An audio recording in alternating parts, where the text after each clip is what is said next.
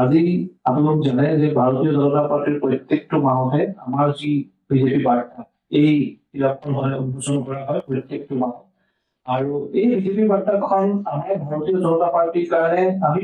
আমি একোজন কাৰ্যকৰ্তা, সেইটোৱে আমাৰ পৰিচয়। আমাৰ প্ৰত্যেকজন কাৰ্যকৰ্তা মানে এখন আইনাৰ দৰে। আৰু ইয়াৰ দৰে আমাৰ চৰকাৰখনে আজি কেন্দ্ৰতে হওক, আজি ৰাজ্যতে হওক,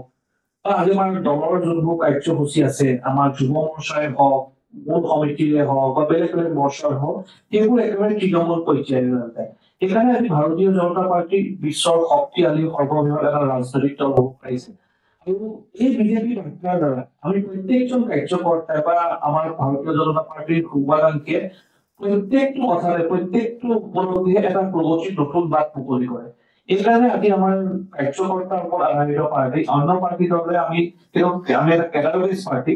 আৰু আমাৰ ভাৰতীয় জনতা পাৰ্টিৰ এই বিজেপি বাৰ্তাৰ জৰিয়তে আমি কিছুমান কথা শিকা হয় যে মই নহয় আমাৰ প্ৰত্যেকটো কাম সামূহিকতা ভিত্তিক হয়। সেইকাৰণে আজি মাননীয় প্ৰধানমন্ত্ৰী নৰেন্দ্ৰ মোদী ডাঙৰীয়াই ভাৰতবৰ্ষক বিশ্ব কৰাৰ দিশলৈ গৈ আছে। এই ক্ষেত্ৰত মাননীয় মুখ্যমন্ত্ৰী ডক্টৰ হিমন্ত বিশ্ব শৰ্মাই শ্ৰেষ্ঠ প্ৰয়াস কৰিছে। এই বাৰ্তাবোৰ আমি তথ্য সমৃদ্ধি যুক্তি পাওঁ, তথ্য সমৃদ্ধি যুক্তিৰ দ্বাৰাই আজি ভাৰতীয় জনতা পাৰ্টি বিশ্ব সৰ্ববৃহৎ ৰাজনৈতিক দল হ'ব পাৰিছে। আৰু বিশেষভাৱে এই অনুষ্ঠানটোত নিমন্ত্ৰণ জনাই বিজেপি আজি উন্মোচন কৰাৰ নিমন্ত্ৰণ জনাব পাৰে পুনৰ পৰা মই আমাৰ ৰাজ্যিকৰ মিডিয়া ধন্যবাদ জনাইছো। মন্দিৰ শৰ্মা ডাঙৰীয়া আছে মিডিয়া, তেওঁকো ধন্যবাদ জনাই মোৰ বক্তব্য জনাই এখন ভাৰতলৈ ৰাখিছে। ইয়াৰ জৰিয়তে আজিৰ সংবাদমেলত উপস্থিত সকলো সাংবাদিক বন্ধু আন্তৰিক শুভেচ্ছা জ্ঞাপন কৰিছো। নিৰ্বাচনী বতৰত প্ৰশ্ন উত্তৰ আক্ৰমণ প্ৰত্যাক্ৰমণ এইটো এটা স্বাভাৱিক আৰু দৈনন্দিন কামত পৰিণত হয়। ৰাজনৈতিক দলে কথা কয় আৰু উত্তৰ দিয়া হয়। সেই নিৰ্বাচন এইটো সুস্থ নিৰ্বাচন বুলি কোৱা হয়। কিন্তু আমি লক্ষ্য কৰিছো প্ৰথম পৰ্যায়ৰ ভোট গ্ৰহণ, দ্বিতীয় পৰ্যায়ৰ ভোট গ্ৰহণ আৰু এতিয়া তৃতীয় পৰ্যায়ৰ ভোট গ্ৰহণ হ'বলৈ আগবাঢ়ি আছে। মাননীয় গৃহমন্ত্ৰী অমিত শ্বাহ ডাঙৰীয়াই গুৱাহাটীৰ বিশাল ৰোড শ্ব', আজিলৈকে এনে বিশাল ৰোড শ্ব' অসমত হোৱা নাই, তেনেকুৱা এটা ৰোড শ্ব' কৰি নিৰ্বাচনী তৃতীয় পৰ্যায়ৰ যিটো ভোট গ্ৰহণৰ গোটেই নিৰ্বাচনী বছৰ অভিযানটোক এটা নতুন মাত্ৰা দিছে। আৰু সেই মাত্ৰাতেই ভাৰতীয় জনতা পাৰ্টীৰ পক্ষত প্ৰথম আৰু দ্বিতীয় পৰ্যায়ৰ নিৰ্বাচনৰ দৰে তৃতীয় পৰ্যায়ৰ নিৰ্বাচনতো ব্যাপক এটা আমি ঢৌ দেখা পাইছো। যিটো ঢৌৱে গুৱাহাটীৰ পৰা কৰিলৈকে বিশাল ঢৌ আমি ইয়াত দেখা পাইছো। আৰু বিৰোধী দল তছনছ হৈ গৈছে। তেওঁলোকৰ কোনো অস্তিত্ব বা স্থিতি বৰ্তমান সময়ত ৰাজনৈতিকভাৱে অসমৰ ৰাজনীতিত নাই বুলি ক'ব পাৰি। তেনেকৈ এটা পটভূমিতেই আমি দেখা পাইছো যে কংগ্ৰেছৰ সভাপতিগৰাকীয়ে বিভিন্ন সময়ত বিভিন্ন ধৰণৰ কথা তেওঁ কৈ আছে। বহু সময়ত এনেকুৱা হয় কংগ্ৰেছৰ সভাপতিৰ বক্তব্য সংবাদ মাধ্যমে বৰ ৰসেৰে লয়, তেওঁলোকে এনজয় কৰে তেওঁৰ বক্তব্য। এজন মানুহে কি পৰ্যায়ত মিছা কথা ক'ব পাৰে বা বহুৱালি কৰিব পাৰে, সেই কথাটো সাংবাদিকসকলে যেতিয়াই সাংবাদিকসকল মই যিটো দেখিছো বোৰ হয়, তেতিয়াই তেওঁলোকে মাইকটো লৈ ভূপেন বৰালৈ ওচৰলৈ যায় আৰু ভূপেন বৰাই কিবা এটা কৈ দিয়ে, তেওঁলোকে বিৰাট ৰস পায়। আৰু সেইটো এটা আনন্দ মানুহক তেনেকুৱা এটা এণ্টাৰটেইনমেণ্টৰ প্ৰয়োজন হয়। আৰু সেইটো ভূপেন বৰাই বৰ সুন্দৰভাৱে, যিহেতু সাংবাদিকসকল ৰাজনৈতিকভাৱে যথেষ্ট সচেতন, তেওঁলোকে ৰাজনৈতিক এণ্টাৰটেইনমেণ্ট কৰি ভাল পায়। ৰোমান্টিক চিনেমা চোৱাতকৈ ৰাজনৈতিক ময়ো সাংবাদিক আছিলো, ৰাজনৈতিক খুব ভাল পায়। আৰু এইটো ভূপেন বৰাই বৰ আন্তৰিকতাৰে কৰি আছে যোৱা সময়ছোৱাত আমি দেখা পাইছো। যোৱাকালি তেখেতে ক'লে যে ৬০ বছৰ কংগ্ৰেছে নকৰা কি কাম ভাৰতীয় জনতা পাৰ্টীয়ে যোৱা ১০ বছৰত কৰিলে। যোৱা ১০ বছৰত ভাৰতীয় জনতা পাৰ্টীয়ে কৰা প্ৰথমটো কাম হ'ল অসমত এটা বোমা ফুটালে। ৬০ বছৰত কংগ্ৰেছৰ দিনত য'তে ত'তে বোমা ফুটিছিল। ধেমাজিত শিশু মৰিছিল ১৫ আগষ্টৰ পতাকা উত্তোলন কৰিবলৈ যাওঁতে। গুৱাহাটীৰ আদালতত ওকালতি কৰি থকা উকিলে প্ৰাণ দিছিল। ফুটপাথত শাক পাচলি বিক্ৰী কৰি থকা দুখীয়া শ্ৰেণীৰ মানুহে প্ৰাণ দিছিল কংগ্ৰেছৰ দিনত। এইটো এটা ঘটনা আছিল। সেইটো এটা ঘটনা আছিল কংগ্ৰেছৰ দিনত, সেয়া ধাৰাবাহিকভাৱে হৈছিল। ভাৰতীয় জনতা পাৰ্টীৰ চৰকাৰ অহাৰ পিছত সেই ঘটনা বন্ধ হৈছে। ভাৰতীয় জনতা পাৰ্টীৰ চৰকাৰ অহাৰ পিছত কোনো সংখ্যালঘু নাগৰিকক, যাক আমি মুছলমান বুলি কওঁ, মিয়া মুছলমানে হওক বা আন মুছলমানে হওক, কোনেও গুলিয়াই হত্যা কৰা নাই। কোনো ধৰণৰ সাম্প্ৰদায়িক সংঘৰ্ষ কেৱল অসমতে নহয় ভাৰতবৰ্ষত হোৱা নাই 60 বছৰৰ যিটো কাম কংগ্ৰেছে কৰিব পৰা নাছিল নেলিৰ পৰা কাশ্মীৰলৈকে বন্দুকৰ গুলি সন্ত্ৰাসবাদীৰ গুলি সংখ্যালঘু মানুহ মৰিছিল সেই কাম যোৱা 10 বছৰত হোৱা নাই যোৱা 10 বছৰত ভাৰতবৰ্ষত সংখ্যালঘু নাৰীয়ে তেওঁলোকৰ অধিকাৰ ঘূৰাই পাইছে অসমত যোৱা 10 বছৰত সংখ্যালঘু অঞ্চলত বিজ্ঞানৰ কলেজ স্থাপন কৰা হৈছে মডেল স্কুল স্থাপন কৰা হৈছে আদৰ্শ মহাবিদ্যালয় স্থাপন কৰা হৈছে যিটো কংগ্ৰেছৰ দিনত 60 বছৰত পোৱা নাছিল 60 বছৰে চাহ বাগানৰ মানুহে না ৰাস্তা ঘাট দেখা পাইছিল না স্কুল দেখা পাইছিল ডক্টৰ হিমন্ত বিশ্ব শৰ্মাৰ নেতৃত্বত 120খনতকৈ বেছি মডেল স্কুল অসমৰ চাহ বাগানত স্থাপন কৰিছে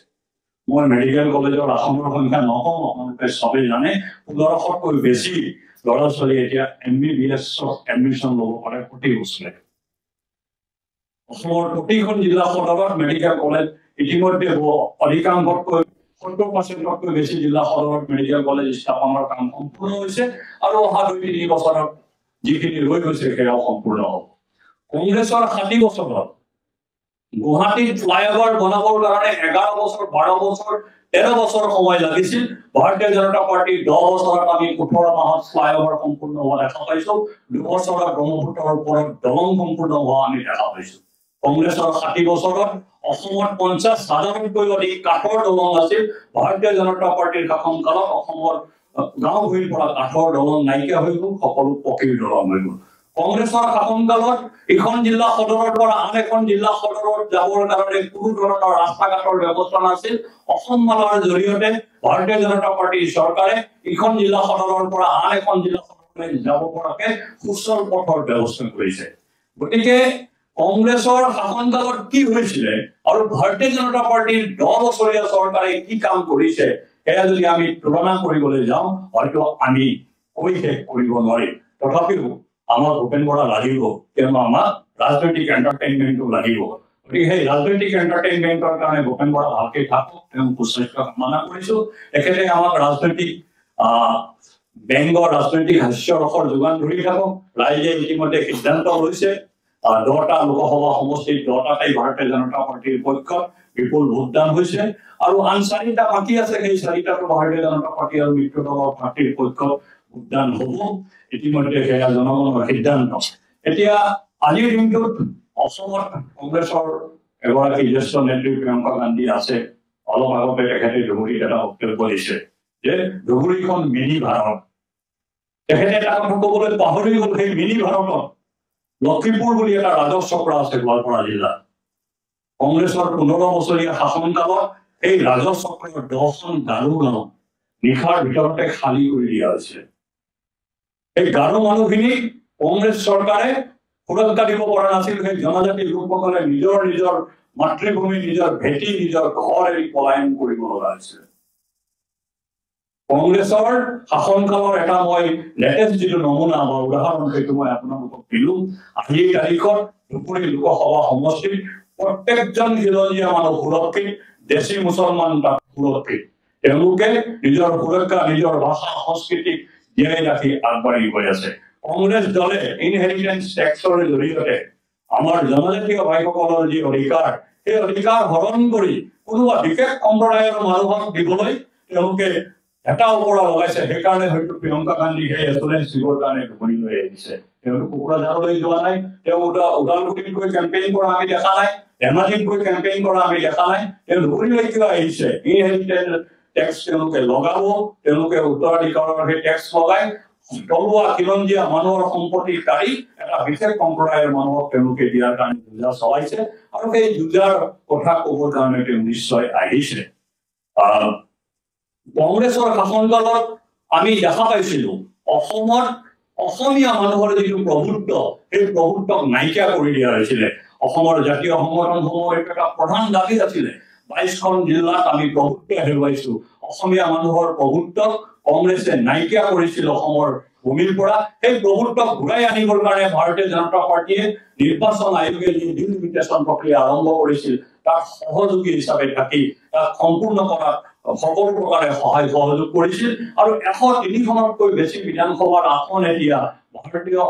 মানে আমাৰ খিলঞ্জীয়া মানুহৰ প্ৰভুত্ব স্থাপন কৰা আমাৰ দলৰ চৰকাৰ কৰবাত নহয় কৰবাত সফল হৈছে আৰু তাক অসমৰ জনসাধাৰণে আদৰণি জনাইছে আপোনালোকে সবেই জানে যিদিনাখন ডিলিমিটেশ্যনৰ ফাইনেল ড্ৰাফ্ট ওলাইছিল সেইদিনাখন অসমৰ খিলঞ্জীয়া আৰু জাতীয় সংগঠনৰ নেতৃত্ব ৰাজপথলৈ ওলাই আহি ভাৰতৰ নিৰ্বাচন আয়োগ জিন্দাবাদ বুলি ধ্বনি দিছিল এই ধ্বনি আমি ধেমাজিত দেখা পাইছিলো এই ধ্বনি আমি কোকৰাঝাৰত দেখা পাইছিলো ওদালগুৰিত দেখা পাইছিলো এই ধ্বনি আমি মংগলদৈত দেখা পাইছিলো তেজপুৰ বিশ্বনাথ চাৰিআলি গহপুৰত দেখা পাইছিলো শিৱসাগৰত দেখা পাইছিলো গোলাঘাট যোৰহাটত দেখা পাইছিলো বঙাইগাঁও গোৱালপাৰাত দেখা পাইছিলো গতিকে ভাৰতীয় জনতা পাৰ্টিৰ চৰকাৰে অসম আৰু অসমীয়াৰ অস্তিত্বক সুৰক্ষা প্ৰদান কৰিছে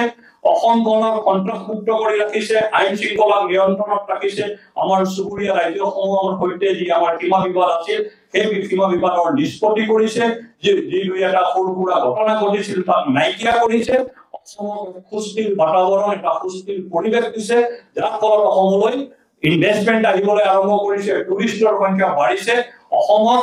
আধ্যাত্মিক কেন্দ্ৰ হিচাপে গঢ়ি তোলা হৈছে অসমক এক সাংস্কৃতিক কেন্দ্ৰ হিচাপে গঢ়ি তোলা হৈছে অসমক এটা ইনভেষ্টমেণ্টৰ হাব হিচাপে গঢ়ি তোলা হৈছে অসমক দক্ষিণ পূব এছিয়াৰ দুৱাৰমুখ হিচাপে গঢ়ি তোলা হৈছে তাৰ কাৰণে প্ৰয়াস কৰা হৈছে আন্দোলন নকৰাকৈ অসমত ৰিফাইনাৰী প্ৰডাকশ্যন বঢ়োৱা হৈছে পাইপলাইন বঢ়োৱা হৈছে ইয়াত বিভিন্ন ধৰণৰ ইনফ্ৰাষ্ট্ৰাকচাৰ ডেভেলপ কৰা হৈছে ব্ৰহ্মপুত্ৰৰ ওপৰত ইখনৰ পিছত সিখন দলং নিৰ্মাণ কৰি থকা হৈছে গতিকে আমি ভূপেন বৰাক অনুৰোধ জনাম তেখেতে আমাক হাস্যৰসৰ যোগান ধৰি থাকক আপোনালোকে তেওঁৰ বাৰীত লৈ থাকক আৰু মানুহে ৰস পাব নহলে নিৰ্বাচনী গোটেই প্ৰচাৰ অভিযানটো অলপ নিৰস হৈছিলে মাজতে সেই নিৰসতা তেখেতে দূৰ কৰি আপোনালোককো জীপাল কৰি ৰাখক আমি সকলো জীপাল হৈ থাকো আৰু মাজে সময়ে থাকো আপোনালোকক আমি লগ পাওঁ এইখিনিকে কৈ মই মোৰ বক্তব্য সমাপ্ত কৰিছো যদি কিবা প্ৰশ্ন আছে মই আপোনালোকৰ প্ৰশ্ন উত্তৰ দিবলৈ ধন্যবাদ Honda.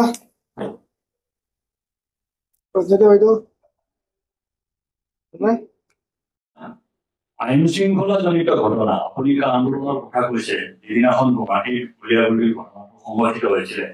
চৰকাৰে আৰক্ষীয়ে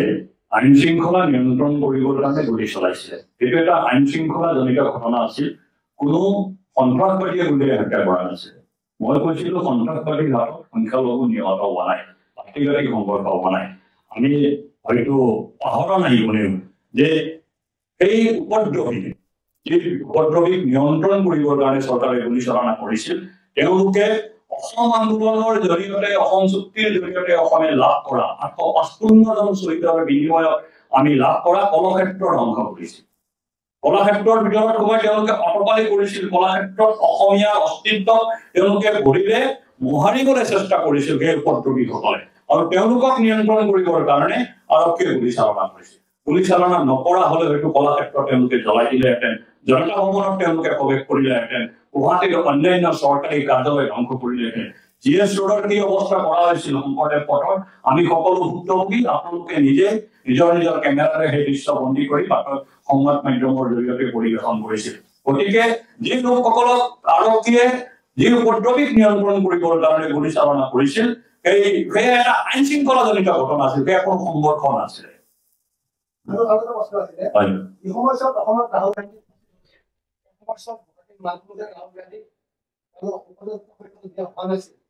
মোৰ প্ৰশ্ন নাই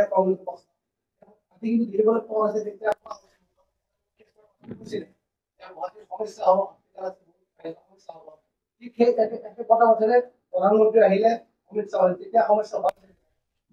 চব ৰাহুল গান্ধী গুৱাহাটী প্ৰেছ ক্লাবে নিমন্ত্ৰণ কৰিছিলে নহয় জানো প্ৰেছ ক্লাবৰ প্ৰেছ মিট পাতিবৰ কাৰণে ৰাহুল গান্ধীক বাধা দিয়া নাছিলে চৰকাৰে কৈছিলে যে কেইবাটা প্ৰায় 50-60টা টেংকাৰ লৈ পেলা গুৱাহাটীৰ মাজত প্ৰৱেশ কৰিব নালাগে চৰকাৰৰ নিৰ্দেশনা কামৰূপ জিলা মহানগৰ প্ৰশাসনৰ যিটো নিৰ্দেশনা আছিল আপোনালোকৰ তাকে নিৰ্দেশনা আছে চাগে তেওঁলোকে স্পষ্ট ভাষাত কৈছিল GS ৰোডত সেই টেংকাৰসমূহ সোমাব নালাগে Rahul Gandhi as a person এখন গাড়ী টুটি বা দুখন গাড়ী টুটি চিকিউৰিটি লৈ তেওঁ প্ৰেছ ক্লাবত যাব বিমানটাত আহিব তেওঁ জেনেৰেলি বিমানৰ লগত নাহে পাৰিষ্টাৰ হোটেলতে যাব গতিকে তেওঁ যোৱাত আপত্তি নাছিল কিন্তু এই টেংকাৰসমূহক লৈ তেওঁ পদযাত্ৰা মানে কি টেংকাৰ যাত্ৰাহে কৰিছিল এই টেংকাৰসমূহ সোমাবলৈ বাধা কৰা হৈছিল যি এয়াৰ কণ্ডিশ্যন টেংকাৰ আছিল সেই টেংকাৰসমূহ আৰু সেই টেংকাৰসমূহ গুৱাহাটী GS ৰোডত সোমাই দিয়া হ'লে 60খন টেংকাৰ আপুনি ভাবিলেহেঁতেন নেকি সেইদিনা অমিত শ্বাহে ৰোড শ্ব' কৰিছে তাতো 5খনতকৈ বেছি গাড়ী ব্যৱহাৰ হোৱা নাছিলে অমিত শ্বাহ আনিবৰ কাৰণে মাননীয় গৃহমন্ত্ৰী 1 লাখ মানুহ আহিছিলে কংগ্ৰেছৰতো সেই কেপাচিটি নাই 1 লাখ মানুহ মইতো আজি আপোনালোকক প্ৰত্যাহ্বান জনাওঁ যে ৰাহুল গান্ধী আৰু প্ৰিয়ংকা গান্ধীয়ে গুৱাহাটীতে 50,000 মানুহ গোটাই এটা সমাৱেশ কিয় নকৰে তেওঁলোকে যে থলুৱা খিলঞ্জীয়াৰ কথা কৈ আছে থলুৱা খিলঞ্জীয়া অৰক্ষিত অঞ্চলৰ কংগ্ৰেছে গোটেই নিৰ্বাচনী প্ৰক্ৰিয়াটোত 10,000 মানুহ গোটাই এটা সমাৱেশ কৰিব পাৰিছে এখন খিলঞ্জীয়া গাঁৱত এখন খিলঞ্জীয়া স্থানত কৰিছে নেকি আপোনালোকে নিজে কওক এই কামটো যিহেতু তেওঁলোকে কৰিব নোৱাৰে সেইকাৰণে অভিযোগ দিয়াটো তেওঁলোকৰ এটা তেওঁলোকে মাধ্যম বা উপায় হিচাপে লৈছে তাৰ বাহিৰে একো নহয় প্ৰশাসনৰ সেই গোটেই নটিছটো যদি আপুনি পঢ়ি চায় তাত স্পষ্টকে লিখা আছে